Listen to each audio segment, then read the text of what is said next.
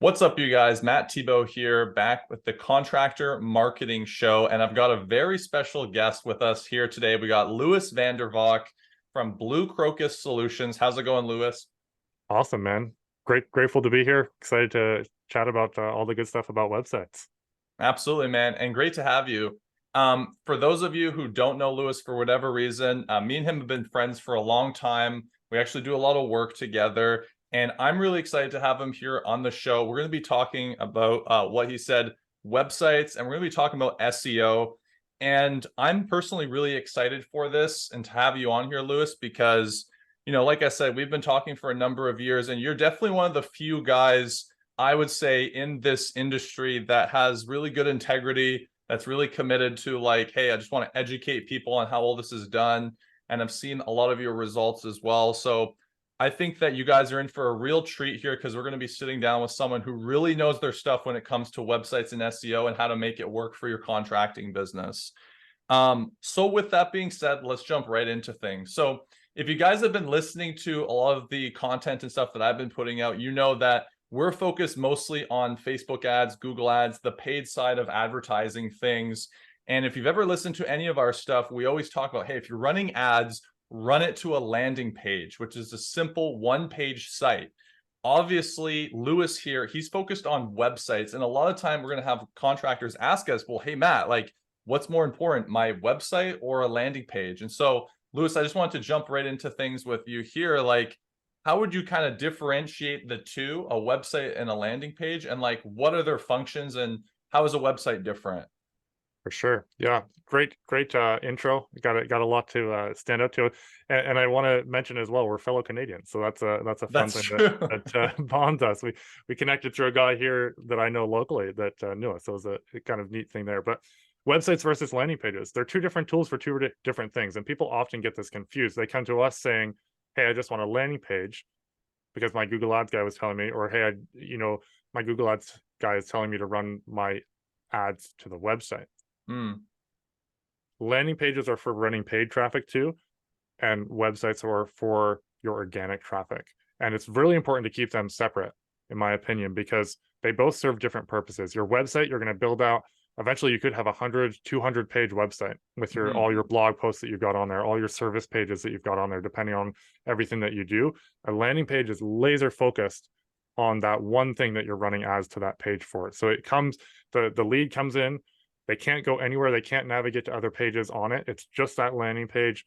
You trap them there basically, right? Because you paid for that lead. You want them to know exactly how to get in touch with you and exactly why they're there, right? So you've got the call button, you've got the form, and it all leads to, hey, call us, reach out to us now, and then you can retarget them off of that landing page. mm-hmm.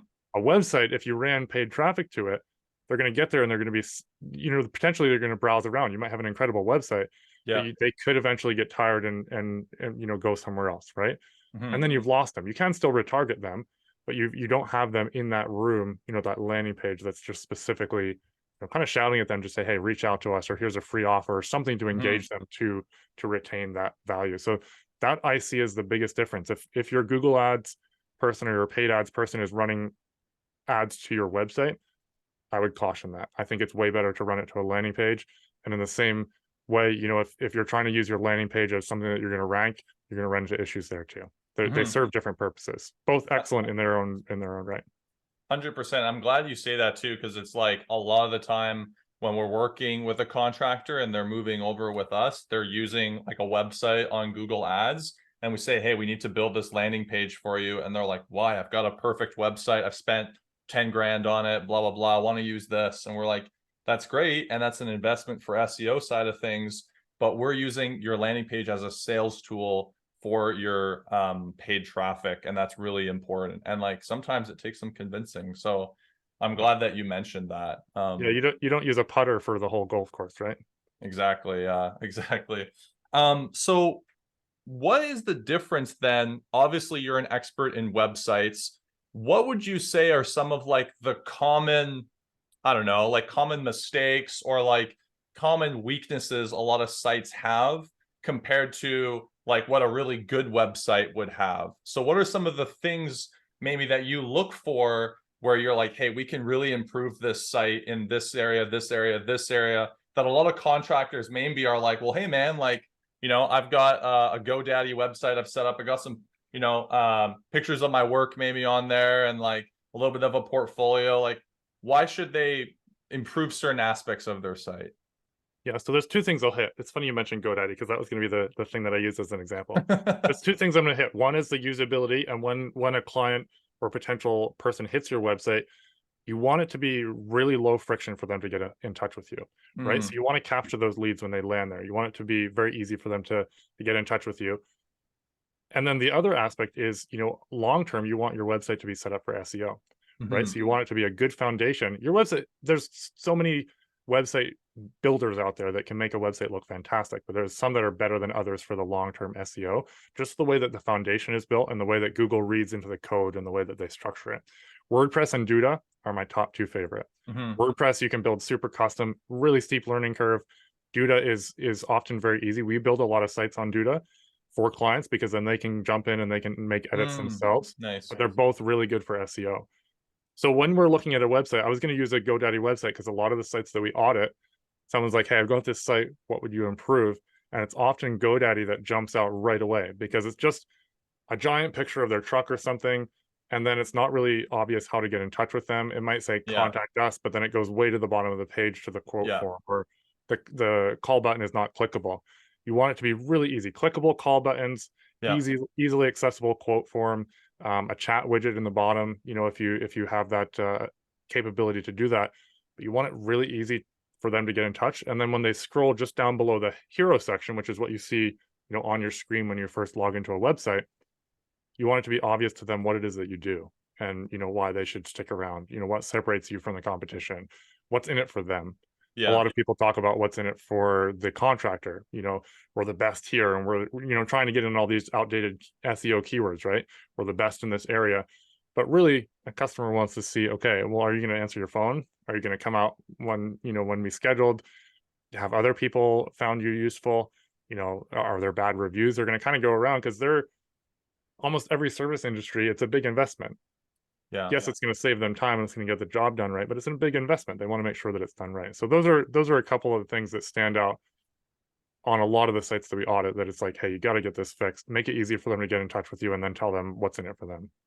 Yeah, I'm so glad that you said like making it easy to get in touch because sometimes we'll look at a contractor's site and I don't know if it's like a trend or maybe they heard it from someone, but a lot of contractors, what they'll do is they'll choke their pipeline by putting up a lot of restrictions in their contact form where they'll say like, hey, what's your name? What's your number? What's your address? Can you attach a picture of like the work? Can you do this? Can you do that? And they're asking all these questions and then they come to us and they say like, hey man, I'm just wondering like how can I get more leads coming in through my website? I'm like, well, dude, first off, you're putting up this huge barrier to everyone. Like if you aren't absolutely flooded with leads, then don't be putting up barriers like that. And for some of them, they're like, wow, I've never heard that before. Okay. And then like they'll do it and they'll be like, well, leads are coming through. It's like, yeah, because you're not asking a bajillion questions, right? Yeah. So There's something that I heard, I forget the stat, but every form or every element that you put on your form, like, hey, I want your name and email address, and then you start adding more things, you lose a percentage of the traffic every time you add an absolutely. additional box. People are inherently, I don't like the word lazy, but people are inherently looking for the path of least resistance. And if you Yeah. add a bunch of resistance in there, then they're just going to go find somewhere else. So if you can get the lead through, like Matt said, if you're completely booked up, either put it on your site, hey, I'm booked up till whatever point, or just make it easy for them to get in touch with you. And then you do the legwork on the back end to give them a quick call, find out if they're an ideal customer.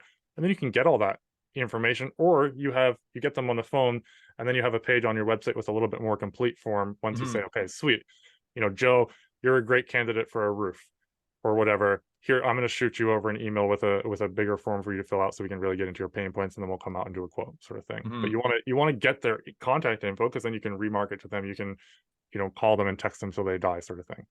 Love it. Yeah. So as a website developer, I'm sure that you've heard, especially with a lot of contractors, like website developer nightmare stories. I can't tell you like how many times, I'm on the phone with a contractor and they're telling me like, oh man, like I paid this much money for like a website and then like now they're not even letting me have it anymore. Or yeah, I spent this much money for a website, but like Now I can't even contact them anymore. I can't hear back from them, blah, blah, blah. Communication's terrible. So I'm just curious from you, maybe some contractors listening to this right now are thinking like, yeah, I really want to get my website to the next level. I want to do this. I want to do that. What are some like red flags they should look out for, or things that they should, maybe stress test when they're talking to a website developer like yourself? Like what are some things they should look out for to protect their investment, make sure they're making the right decision? This is really important.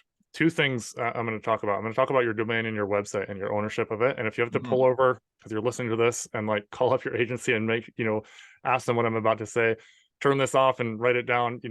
This is really important. You need to do this today and find this out, because otherwise you could be in a world of hurt down the road. So first, we're going to Mm. start with your domain. Make sure you own your domain. Mhm. I have talked to 3 or 4 people at this point who have jumped in with one of the really large agencies that just pump out, run of the mill sites. And as they were getting onboarded, they bought a website and they were like, "Oh, you need a domain, and we can buy it for you." So the agency bought the domain for them, hooked up their website, and then when they went to move over to work with us, it was all people who were looking to come work with us. They didn't own their domain, and that's the whole root of all your marketing efforts when it comes to your website. The age of your domain plays into your SEO. It's Mm. probably on all your business cards, it's on your trucks. That domain is kind of the hub for all of this to happen, right? They had to pay $2,000 to get their domain back. Oh, shoot. A domain should be like $10 a year, right? Unless you're getting a really custom domain. So make sure you own your domain. At the beginning, I bought a couple domains for people, but then I transferred them over to them. Now I say, hey, if you want to get a domain, you buy it. You need to know how to control it. Then give us access to it to connect to the website. But this Mm. is like your most valuable asset. And it shouldn't be very expensive, but it comes real expensive if you need to extract that from someone else. Wow. Yeah, I mean, it's like sometimes we'll buy domains for clients who just have no idea and they don't have a website or whatever. But like if they were to ever come back to us and say, "Hey, like, can I have this domain, or can I transfer it over?" It's like, of course we would. It's Yeah. kind of weird. Why would Shoot you me the want to end the $10 or whatever, relationship? right? Why would you want to end the relationship that way? Yeah.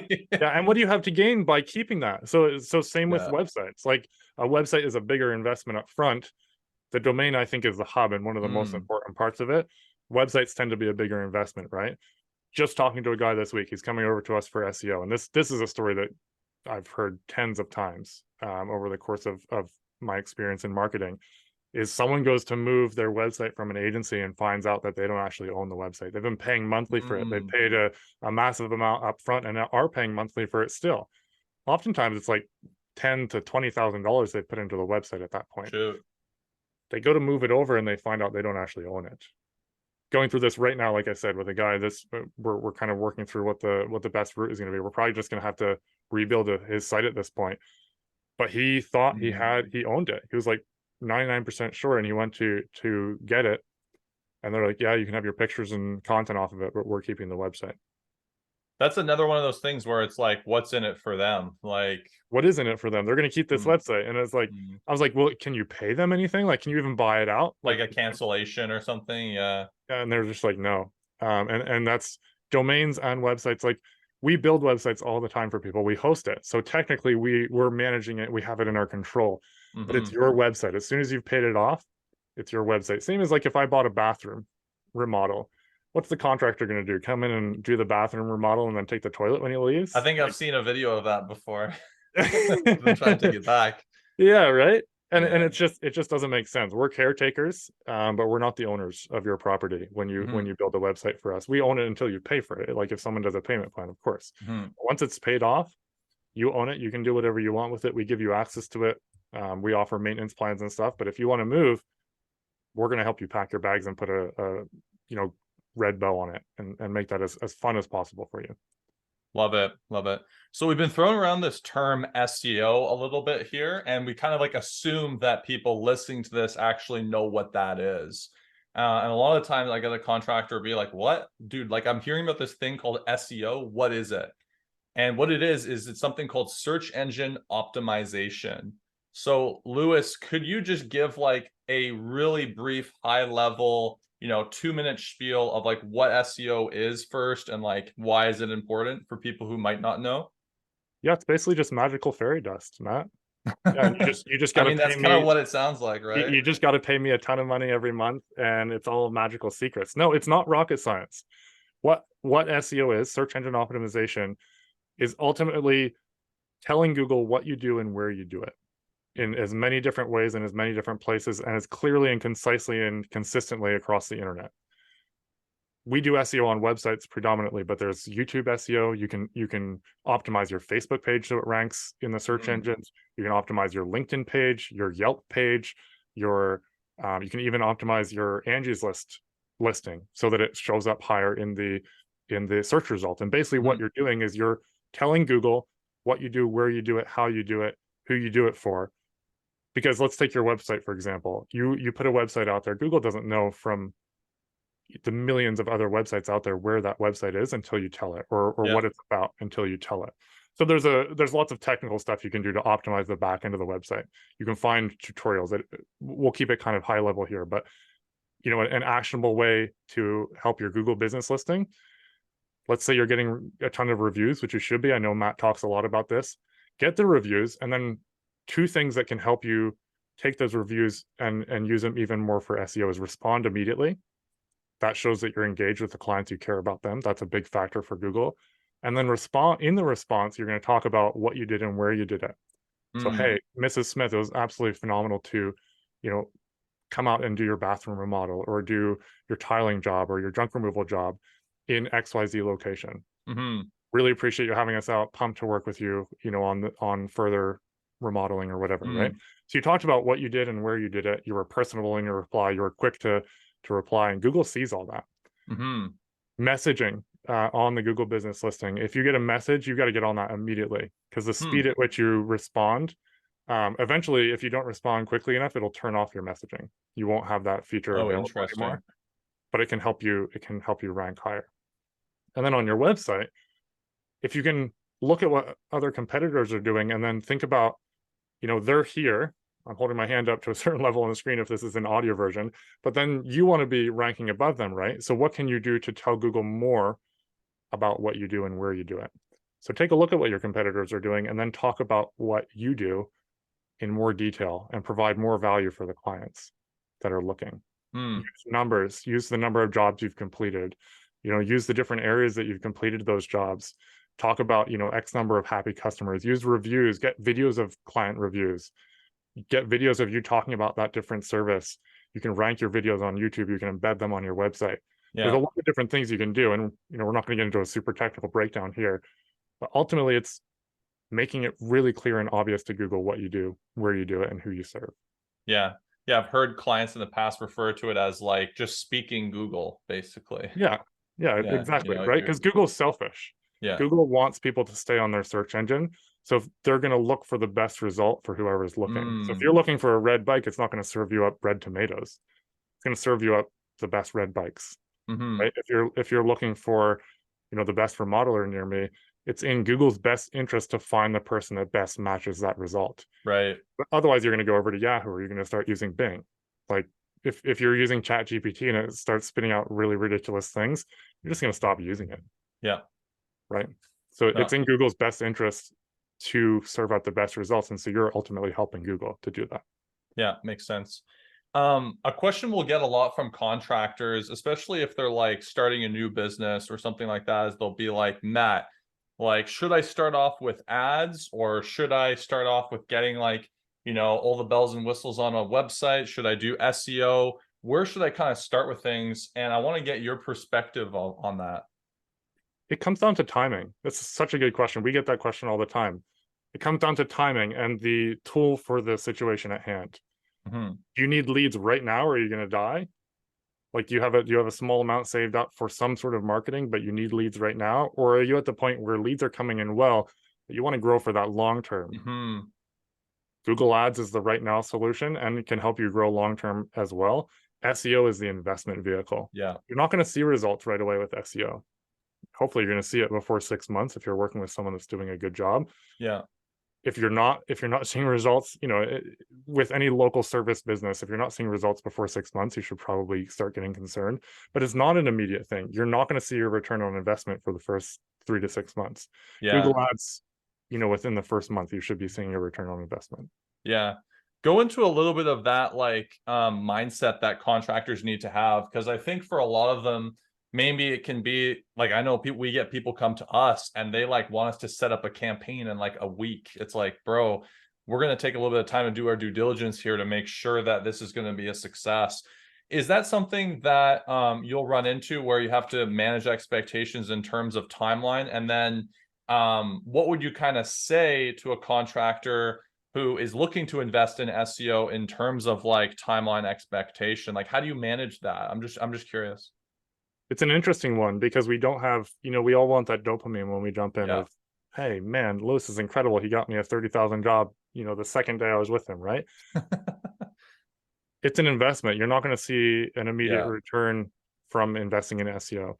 You need to set up expectations for the client. We need to set up expectations of, hey, this is what we're going to be doing. This is what it's going to lead to in the Yeah. long run.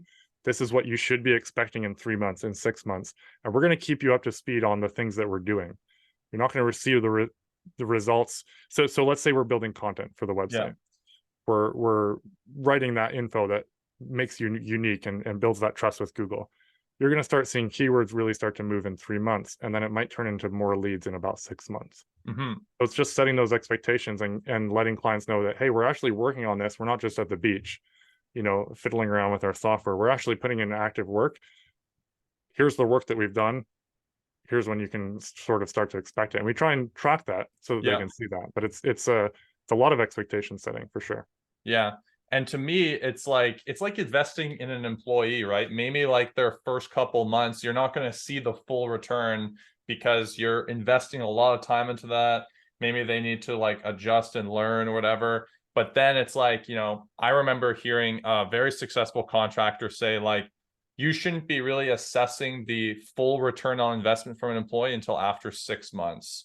So Mhm. it sounds kind of like a little bit similar there, where it's like you're putting everything in place, you're putting in all of these like little steps to bring it to the next level, and then finally after 6 months there, it's like, wow, we've really made a lot of headway here, and now you're not paying for leads through this avenue, and you can just be organically ranked there, which is really, really cool. So thanks for sharing, man. So last question for you, I guess what I would kind of I'm just curious about is like, what general good advice would you give a contractor about their website and their SEO, of just like high level advice that maybe you could just leave someone with? If maybe someone listened to all of this and they're like, this was all like really good information, blah, blah, blah, I'm just not really sure of like anything here. What's kind of the last thing that you might leave a contractor with just to kind of percolate on? We didn't really talk about this, but Google search engines are changing. Mm-hmm. They're changing to ultimately help Google serve the searchers better. You may have heard of search generative experience, right? And how that's rolling out with the AI um, development that Google's doing, right? Yeah. I believe one of the best ways you can stand out with unique content that you've created is going to be video. Mm. You can use it as a sales tool on your website. You can embed, so each service page that you have, let's say it's Yeah. bathrooms or tiling or estate cleanouts. On that service page, you have you. It could be just you in your office. It could be you on a job. It could be you at the team. But just say, hey, this is Mike with XYZ Exteriors. This is what we do when we come to your house. This is why we do the things we do. This is how we do it. Like it. And, drop a comment, drop a comment below. Drop a comment below if you're on YouTube, but, hit us up on the phone or drop a quote request and we'll get in touch with you and see if we're a good fit for you. It's a sales tool and it's content you can use that Google reads. Google reads all the transcripts of all the videos out there, and it allows you to create content that no one else is doing and really stand apart and use it as a sales tool too. So video is something that I think people should be paying attention to and diving into and getting uncomfortable on, because everybody's uncomfortable on video at first. If you're not, you're kind of a robot. I'm still uncomfortable on video sometimes, but it's been such a driving force for us and for our clients Yeah. that do it. You've got to be doing it. Awesome advice, man. So, for everyone listening here, if they want to get in touch with you and just learn a little bit more about what you do, I also follow your content. Maybe they want to follow your content. Where's the best place for them to follow you, and how can they get in touch with you guys? Yeah, I'm the most active on Facebook, so Lewis Vandervalk on Facebook, and then our website is bluecrocus.com or .ca. We have both domains now. Awesome, cool. I'll drop the links in the description below for you guys. Lewis, my man, thank you for being on the show today. And guys, thanks a lot for listening. Appreciate it.